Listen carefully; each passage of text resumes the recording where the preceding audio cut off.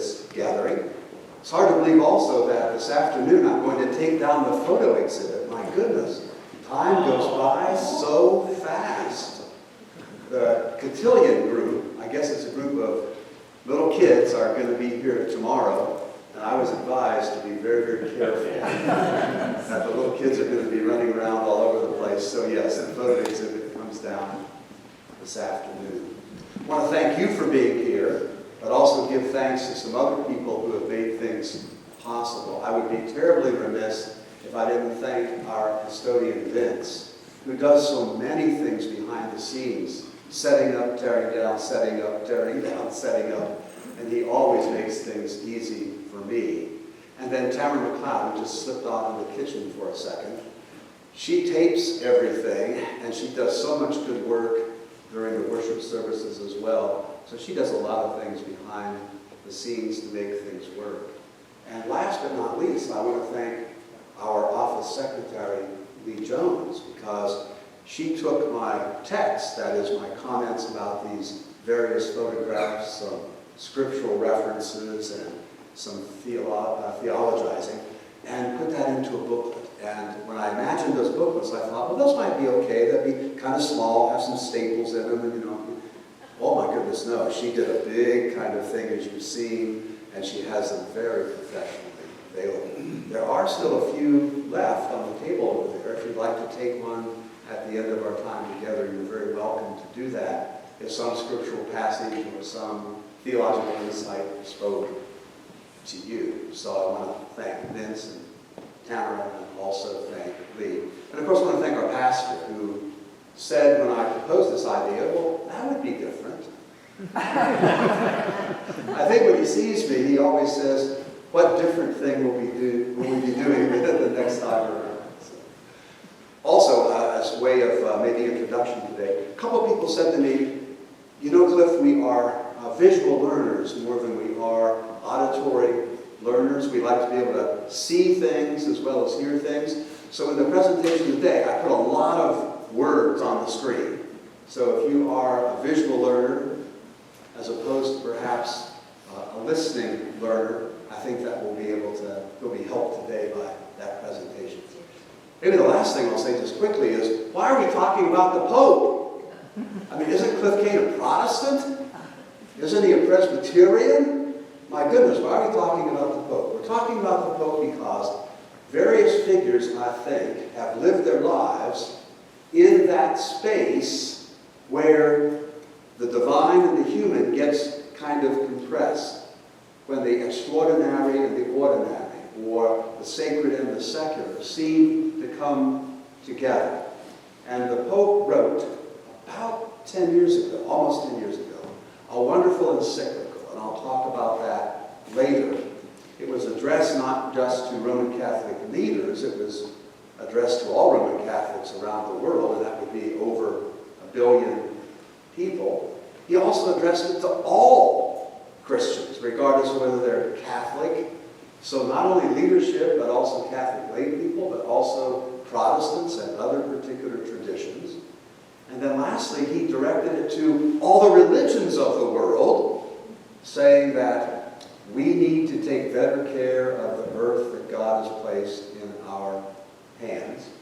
And then he also addressed it to people who might not be religious at all, but who might be concerned about the quality of life on our planet. So I think we have to look at him, as well as having looked at St. Francis from the 13th century, and Hildegard of Bingen from the 12th. So with that long introduction, but after all, I'm a theologian, and we always have prolegomena before the presentation, right? And sometimes in books, that's almost as long as the actual presentation itself. So we'll go ahead and get started. Now, before you start thinking, oh my goodness, Cliff Cain was hanging out with the Pope, I want to tell you that I was at the Holocaust Museum, and the Pope was making a visit to several cities here in the United States. And not everybody could have time with him. So what they did in Washington, D.C., they put up these placards of the Pope, and people could have their picture taken beside the Pope. So If he seems a little bit like a piece of cardboard here, it's because he is. Well, Jorge Mario Bergoglio, born in Argentina, born 1936, born in Buenos Aires, the 266th Pope of the Roman Catholic Church. Only one from the Americas, only one from the Southern Hemisphere, the only one from the Society of Jesus, that is, the Jesuit order. In Buenos Aires, he was the archbishop for 13 years, had to resign according to canon law. You got to do that at the age of 75, and was a cardinal for 15. So when people down there think about him, they think about someone who particularly identified with the plight of the poor. And so he chose to live in very modest housing, use public transportation, and he also doubled the number of priests that served Buenos Aires, especially in the slums. So in that area of the world, he was known as the slum bishop. Well, speaking of immigrants, hot issue right now, right, in the United States, but down there, his parents really were linked to immigrants. Dad migrated from northern Italy to escape the fascism of Benito Mussolini and the oppression of the black church. You remember when we talked about the Holocaust, goodness, 2 years ago, I believe I mentioned the black shirts, which were an equivalent of the German Gestapo. And so his dad came to escape that. His mom was born in Argentina, but also of immigrants who came from the northern part of Italy.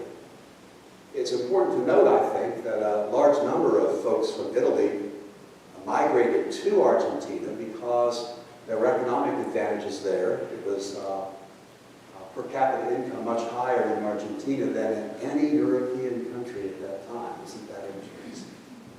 His father was an accountant, and mom stayed at home and raised 5 children, and Pope Francis was the eldest. Some things about him you might find interesting. And the more research I did, and included a chapter about him in my book, Attunement, I found out he loves soccer. He loves what the Europeans and South American folks call the real football. Speaking of football, my Kansas City Chiefs today play another kind of football against the evil Buffalo Bills. So we'll see what happens this evening with that brand of football. And he loved the tango. And early in his life, before he became a priest, he was very much attracted to a woman who also shared that love of the tango. In an interview that was conducted that I had access to, he indicated that he had served as a bouncer at a Buenos Aires nightclub. After being a person who focused on chemistry in secondary school, he worked in a food lab and then sensed a call to ministry. And in the late 1950s, he joined the Jesuits, graduated with a degree in philosophy in the early 60s, and then was a seminarian in the late 60s. Served as professor of theology in the early to mid 80s, and then finished his doctorate in Germany, in Freiburg, in 1986. Well, he speaks 6 languages. I work on English, which I don't speak very well. He knows 6. He knows his native Spanish. He knows Latin, of course, the official language of the Vatican. Italian. He knows German, English, and Portuguese. Learned English in an intensive language program in Dublin during the early months of 1980. Well, you may recall he was elected pontiff middle of March in 2013. First non-European pope since the year 741, when Gregory III from Syria became the pope. You may recall also he chose the name Francis, borrowing that from Francis of Assisi, because one of his colleagues leaned over to him when he was elected and said, "Don't forget the poor." And so that brought to the Pope's mind our St. Francis that we talked about 2 weeks ago, a person who indicated he had married Lady Poverty. He had embraced poverty as the defining characteristic of his life. I found this very interesting as well in terms of this particular Pope's character and his humility. When they were voting on the Pope 8 years before his particular election, Benedict XVI, that is Joseph Ratzinger, and this particular Pope now were in competition for who was going to become elected. So he made an appeal behind the scenes to all the other cardinals and said, don't vote for me, because he was worried that that would delay the election of the new Pope. So persons didn't forget that. And we only know that because an anonymous cardinal had made notes about that in a notebook he kept, and then that was released to the public. Well, that kind of humility has really shaped his understanding of the papacy. And I found it so interesting that instead of sending people to pay bills and so forth and so on, he goes in person to the boarding house where he was staying to cover his tab. He also chooses to live in a very simple two-room apartment rather than the luxurious, to say the least, papal accommodations in the Vatican. And when people asked him about that, he said, well, my people are poor, and I'm one of them. So he lives in that apartment, and he cooks his own supper. As a person who's not very handy in the kitchen myself, that proposition really is quite scary. But even before he had become Pope, he lived a very humble life. And I remember when Pope John Paul II had designated him a cardinal, he asked all of his friends and those who followed him not to come to Rome to celebrate with him his election to the office of cardinal, but rather to donate to the poor the money they would have spent coming to Rome to help him celebrate. Well, in December of 2013, he was named the person of the year. And I think as we reflect back, his tenure really has been characterized by, first of all, his humility, his advocacy for the poor, and also his concern about the environmental condition of the creation. Well, I said almost 10 years ago, this particular encyclical came out. Most Protestants don't know about it. As I talk to a number of Catholics, they don't seem sometimes to know about it either. But it did come out in June of 2015, and it's called Laudate Si, Praise Be to You, with the subtitle On Care for Our Common Home. Well, I probably should say something about what an encyclical is in the first place. Technically, it is a circular papal letter or statement on some kind of topic that's important, that's circulated among bishops and other leadership in the Roman Catholic Church. And customarily, it's written in Latin, the official religious language. But this encyclical is different. First off, it's written in Italian, then translated into English. As I mentioned before, he addressed it to all Christians, not just Roman Catholics, but all Christians. And then he said also it's for all religions, whether it be Christian or Buddhist or Muslim or Judaism or Hinduism or whatever. And then he said this is really for all the people throughout the whole world. You might find it interesting, well, how many encyclicals have some of the popes written? I mean, these things come out on a real regular basis, like a Dear Abby column?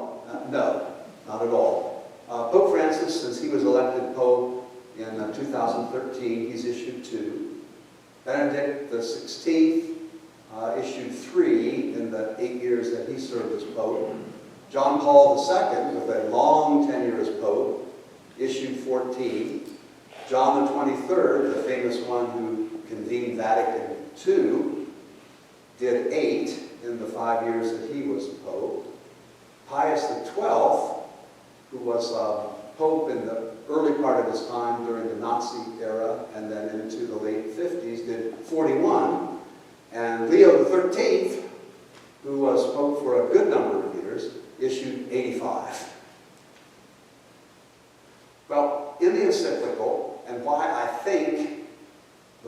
deserves to be considered as a person who lived in the midst of and spoke about the thin spaces, has 6 chapters. And I'll comment on some of these chapters, but perhaps not all of them. Chapter 1 in the encyclical is an answer to the question, what's happening to our common home? And he likes to use the word common home in the sense that when you think about the whole planet and its situation and its needs, it goes beyond national borders. So it's our common home. The earth is our common home. Then he talks a bit about the gospel of creation. Then he talks about what he considers to be some of the problems that face us environmentally and the human roots of those. Then he talks a bit about integral ecology. And what he means by that is he wants to talk about the ways in which our Christian faith and also taking care of the planet are integrated together. Then he talks about some actions he'd like to see, and finally he talks about the importance of spirituality and having people be educated about the environment and taking good care of the planet that God has placed so trustingly in our care. So just a few things that I think are maybe interesting about him, and that may begin to point to our understanding of him as a person who lives in and speaks to the thin spaces. First off, he thinks the dialogue with science is absolutely crucial. And I've come to understand it myself as well. Those of you who know me know that I'm trained as a theologian, but I'm also trained as a scientist. And to think about taking care of something, we better talk about the ways in which our spirituality points us in that direction. But we also should know some of the science, because if we don't know the science, our good intentions actually could result in something that would be the opposite of what our goal might be. So understanding science would be important. So he wants to have, interestingly and perhaps controversially, I don't know, he wants to have religion have a dialogue with science. And I kind of like that, because the two have been seen as mortal enemies for a long time. And as a person who's a scientist but a person of faith, and a theologian who's also scientifically informed, I think they can be partners in trying to fix some of the problems we have in the world. The second thing he wants to do, and I'll comment more about this in a little bit, he wants us to look not just at the symptoms of what's going on in the world, he wants us to look at what he considers to be the disease that runs underneath those symptoms. He also wants to talk a bit about climate change, very controversial. And he also wants to talk about the connection between the environment being degraded and how that might impact the poor. And remember, he comes from that setting, so he's especially sensitive to how certain things about the environment might impact the poor. And as I mentioned before, he likes to use this metaphor, common home, common home, common home. And I'll say more about that later, and talk about the metaphor that I prefer, which is a little bit different from that. So the dialogue with science, let's say something about that first. He wants to employ various scientific disciplines to analyze the situation in our common home. And when we do that, he discovers that, oh my goodness, there's a lot of pollution going along. There's a lot of waste. I put out my trash and my recycling already, because tomorrow's pickup day, and there's a lot of throwaway stuff that is a characteristic of our culture. He also wants to talk about climate change, and we can talk more about this later. These are conditions he sees that cause him to be concerned. He's also aware of something perhaps you're aware of, and that is there's a low quality of water available to the poor around the world. And then he wants to talk a bit about food waste, because he recognizes, and I didn't realize this until I read his encyclical, 1/3 of what we produce is really somehow wasted. It's lost. So what about the disease? I find this very interesting. When he looks at some of the problems we have in our common home, and when he's living in the thin spaces and advocating the thin spaces, he realizes what I've come to understand, and that is the major religion in the United States is not Christianity. The major religion in the United States is consumerism. If we define religion as what is most important to us, then acquisition, buying stuff, I would call it affluenza. Not influenza, but affluenza is perhaps the characteristic of our society. So what becomes more important is what you have and not who you are.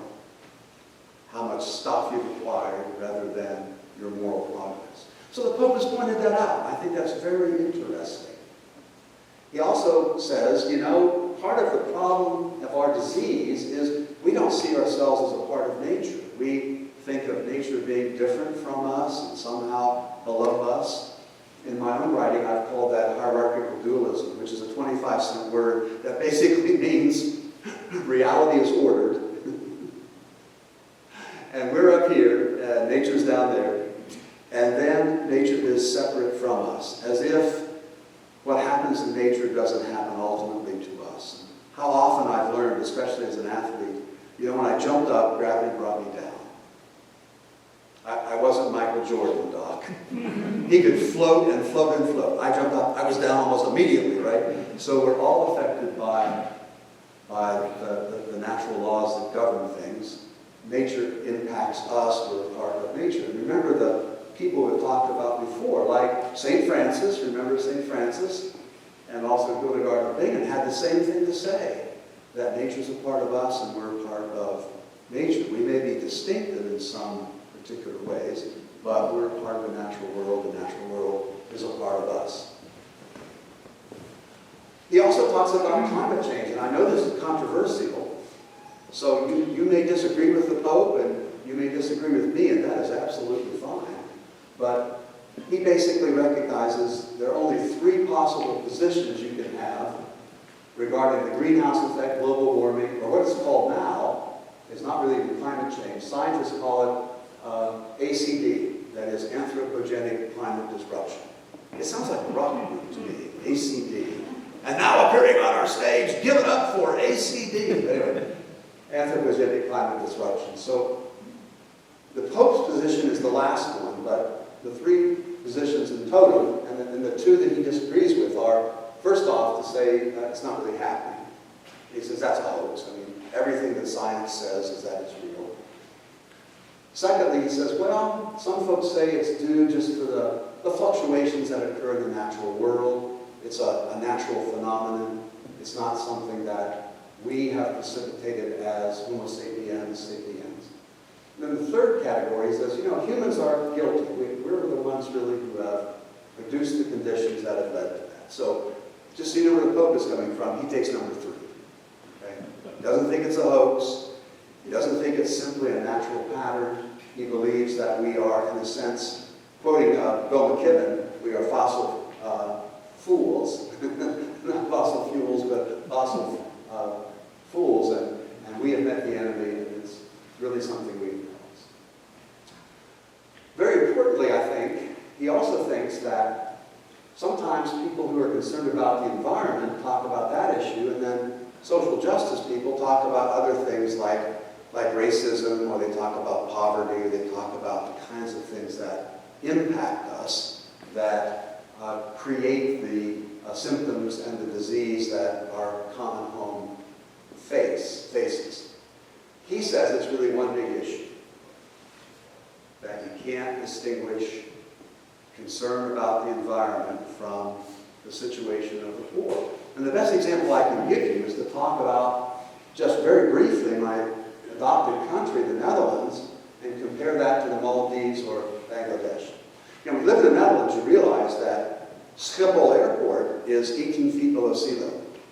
So when you fly into Amsterdam, you're flying 18 feet below sea level. Why aren't you then having your plane go across on water instead of on land?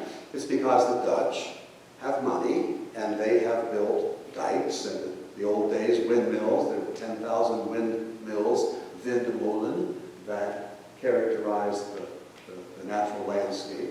So when flooding or something can occur in the Netherlands, they can take care of that. Right? They've got pumps to pump out the water. They've got dikes to hold back the water. It's not really a big issue. Now you compare the Maldives, where some of my students at Westminster College in Missouri were from. You may recall a few years ago, they held a cabinet meeting in the government wearing scuba gear. And the reason for that is the water is getting higher and higher and higher and higher, and it is reclaiming more and more land of the Maldives. So the Pope gets concerned that if there is rising flooding, a place like my adopted country, the Netherlands, can deal with that successfully. They have the technology and the money, right? But he's concerned about countries like the Maldives and Bangladesh, where flooding happens all the time, and they don't have the technology or the money to deal with it.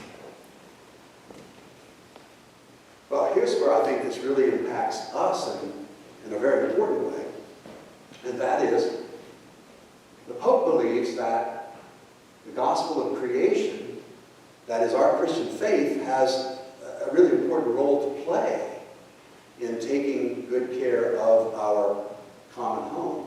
And so he sees a lot of the things that are going on in our world today to be really a spiritual dilemma. That is, there's a values question. What do we value? What's most important to us? Acquisition, or is it sharing?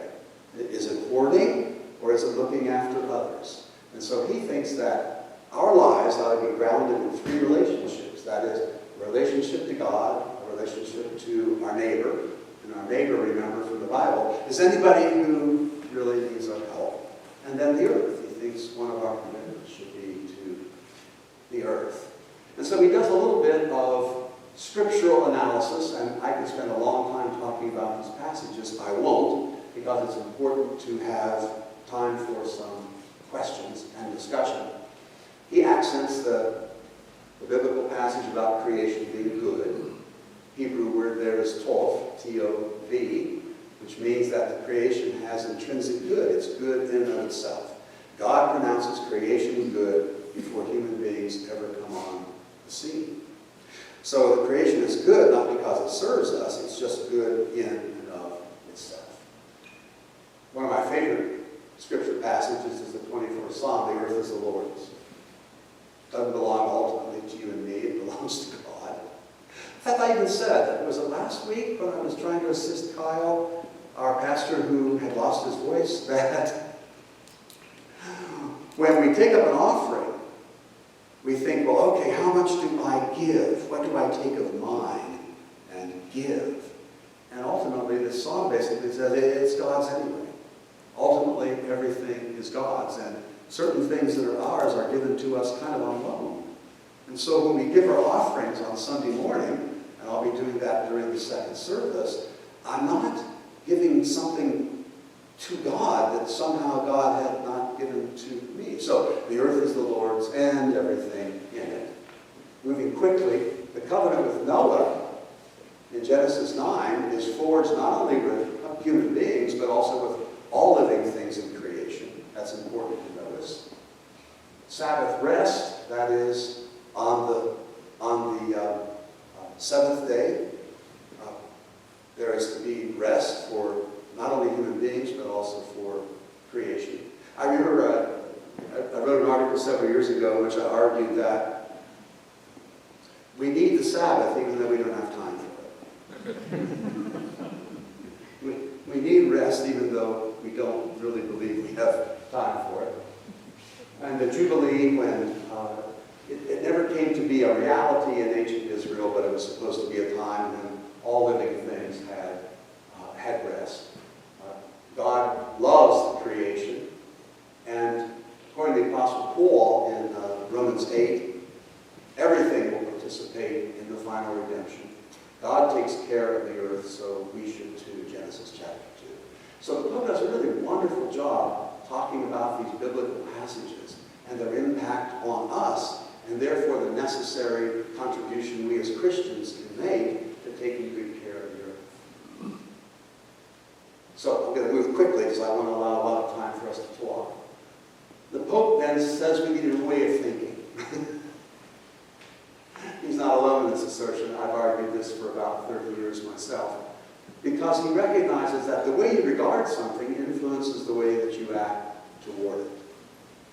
If men view women as inferior, then we treat you women in ways that are not good. If we view view the earth as being something separate from us and below us, it's only there to serve us, then we treat the earth in a particular way through trying to subdue it and domination. So, he says the way we need to be thinking about creation is as our common home. As our common home. So, what he means by that is God created our common home. It's on loan to us. We have obligations and responsibilities. The novelist and environmentalist Barbara Kingsolver says, the earth's a bed and breakfast. That was kind of interesting. Which we don't own, but we stay in as guests, and we are served by the amenities of the home. The metaphor that I like, or the new way of seeing that speaks to me, is to think of the earth as a house. Not necessarily a home, because you own a home, right? I mean, I live at 331 Cambridge Avenue West, and by golly, every month I pay that mortgage, so that house belongs to me, it's mine, right? Well, what if you thought about the earth as a house that it's not owned by you, it's owned by God. And you and I are simply house sitters. And the example I would give you, when I was not a retired professor, but a regular professor teaching all the time, when I needed to leave town, I would get a couple of students to live in my house while I was away. And they didn't own my house. I owned my house, right? But in my absence, they were to take good care of it. And if the pipes froze, this was Missouri, so we had to worry about frozen pipes, right? Or if there was an intruder, or there was some kind of issue, and I had animals, so the animals needed to be taken good care of, and the plants needed to be watered and things like that. Those persons who were house sitters needed to do that because I'm the owner of the house. They couldn't do with it what they wanted. They had to do with it what I said. I probably should add as a postscript. I generally had women who lived in my house because after I had a couple of football players in my house once, I returned and it was not a pretty picture. So, I know that sounds like reverse sexism, doesn't it? But at least my experience says, have women serve as house sitters in the house with Cain and not football players. So, to my way of thinking, that's a new way of kind of thinking about the world. We don't own it, God owns it. We're simply house sitters, and God expects us to take good care of it, like I expect house sitters to take good care of mine. Well, I could say more, but I won't. I love these two pictures because here is the Pope friendly, and here's the Pope rather impatient. He's looking at his watch the way I'm looking at my watch, and perhaps he's realizing that time is fleeting. So we have to stop there and be able to answer some questions. Do you have a sense of this Pope and how he sees living in the thin spaces and how he advocates how we should be acting if we saw a compressed notion of the human and the divine, the sacred and the secular? You kind of with the Pope on this? And what questions do you want to ask? And you can challenge anything, because I don't think he's always right with everything he says. I think he's honest with everything he says. He may not be right. What do you think? Yeah, please. Yeah, I was struck by the difference between the previous Pope being somewhat hardline, and this Pope is almost at that moment in time, the Catholic Church, or the Cardinals, voted, 180 degrees. And maybe I'm not fair to the previous Pope, but he seemed to not have this sensibility, regard for the poor, as Pope Francis does. Did you all hear his set of comments that the previous Pope, who is Benedict XVI, Joseph Ratzinger, is kind of not a polar opposite, but different from this particular Pope. I think you're right. And I'm not a student of the Roman Catholic Church and the different leadership it's had through the years. I find myself interested in it, but I'm not a Roman Catholic scholar, obviously. But it seems to me sometimes things will shift back and forth, a little bit. You kind of get something in this direction, and then it kind of gets corrected this way. It's kind of the same with American politics as well, right? You kind of have shifts here and there. It kind of goes like this. It's like the pendulum on one of my antique clocks in my house. It swings back and forth. So I think Joseph Ratzinger was more stern and more doctrinaire.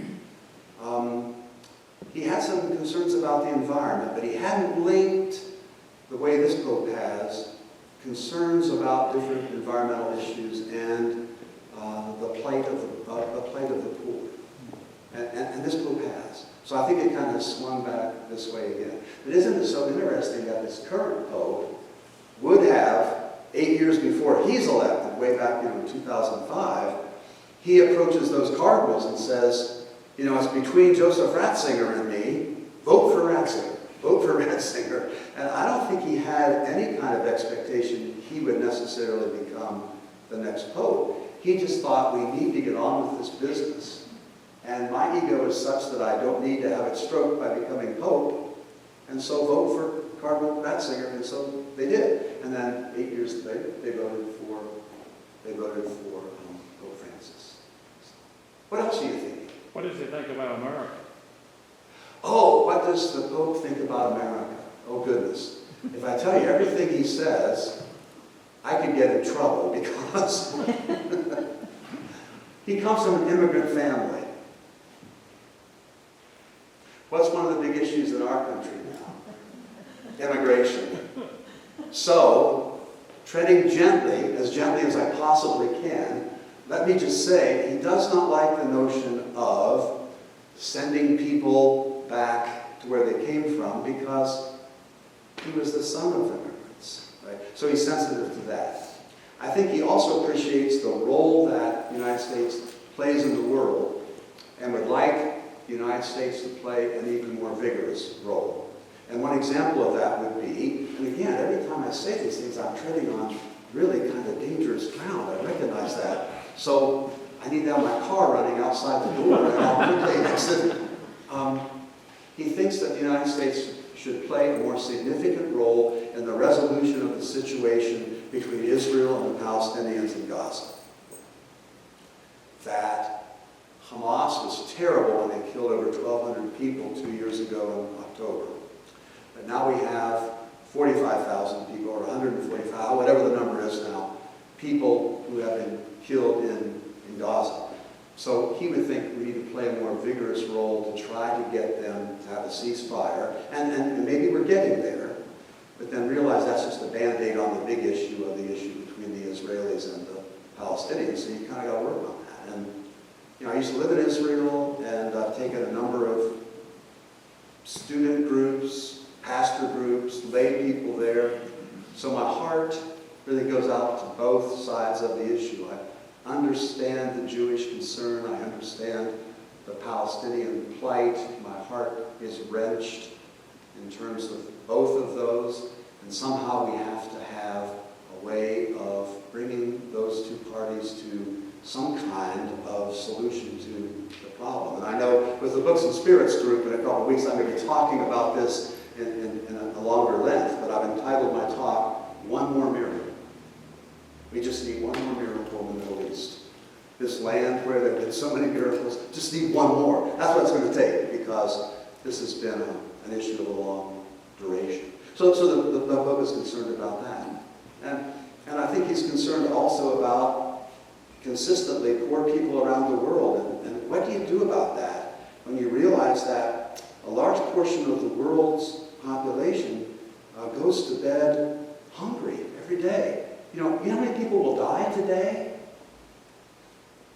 44,000 people will die today because they don't have enough to eat. That's about almost double the size of the town I live in and love, Greenwood. They'll die. And over half of those will be children. Oh, my heart bleeds for that. That's unacceptable to me as a Christian. See? So the Pope would say that. And he'd say a lot of other things too. But I've gotten in enough trouble already this morning, so I'm not going to continue.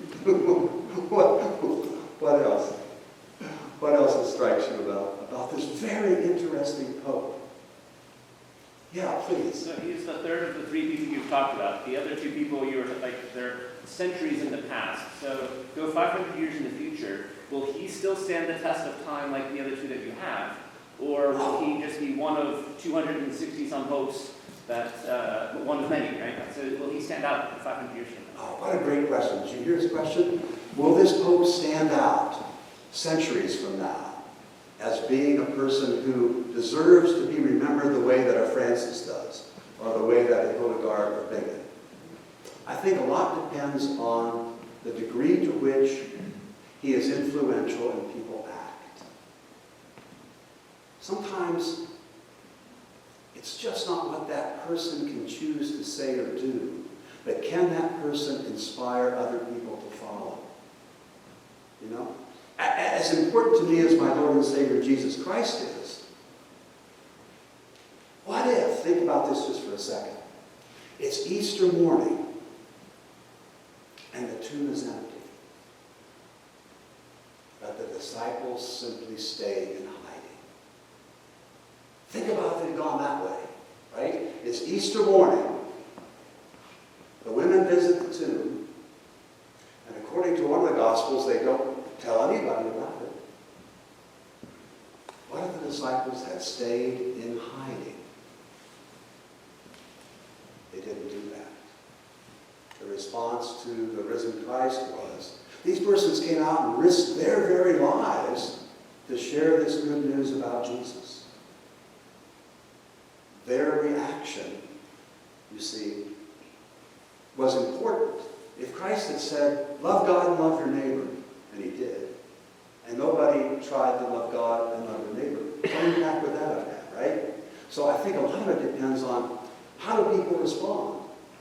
And so when I think of we Protestants not being familiar with Laudato Si, that is this encyclical, and a lot of Catholics not knowing about this encyclical, because most of the time encyclicals are sent to just the leadership of the church, of the Catholic Church, right?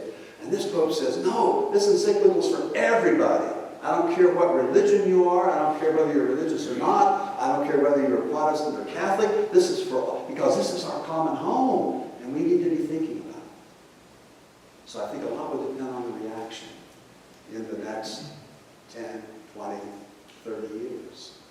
Will we heal some of these issues that the Pope says are not just humanitarian issues, they're spiritual issues as well. And like I said, the fact that people die in the numbers they do because they don't have enough to eat is unacceptable to me. So it's a spiritual issue, not just a life and death issue. Yeah, you were very patient. Thank you. Fire away.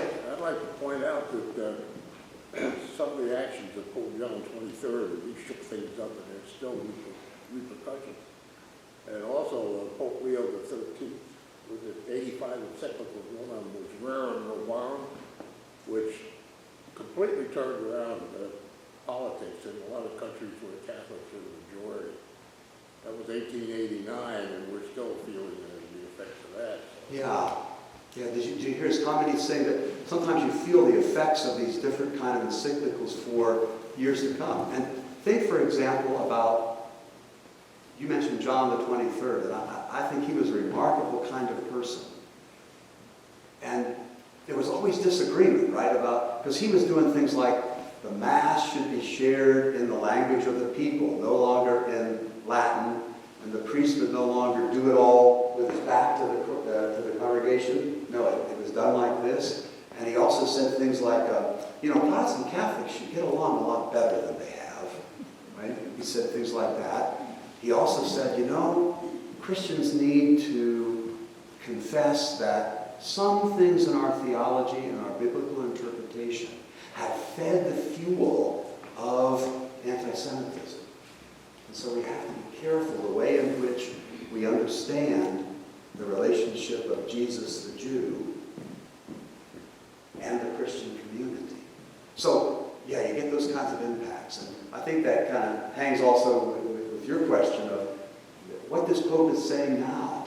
He's saying stuff that's controversial, And there are some Catholics who want to hang with him, and there are some Catholics who want to hang him. That's the but you know what? Jesus of Nazareth strikes me as being a very similar figure from 2,000 years ago. There were those who wanted to say, we're with you, Jesus, and there were ones who wanted to say, crucify, crucify. So this Pope to me, and a colleague over here, he's a breath of fresh air. And whenever you are working with tradition, but also trying to push the envelope a little bit, oh my goodness, shades of Hildegard of Bingen, you're going to bump into people who are applauding you and people who are reviling you. So this Pope is very controversial among Catholics, and I think he's also controversial among Protestants as well.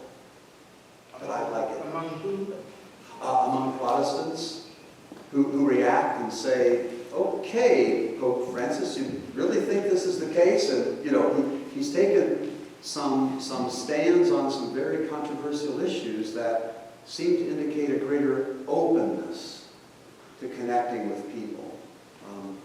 And I think that's important, but it's not without controversy. Right? It's not without controversy. What else are you thinking? Now we better call time out because I got to get to church. I don't want pastor to say, where's Cliff Cain? He's not in his safe little area down there toward the back of the congregation. I've got one question. Yeah, fire away. We were not able to make your first two presentations. Is there any chance that this can be put on the church Facebook? Oh, the website. Yeah, his question is, can things be available on the website? And I hope that's the case because a lot of women are at a retreat this weekend as well. I'll defer to Tamara on that.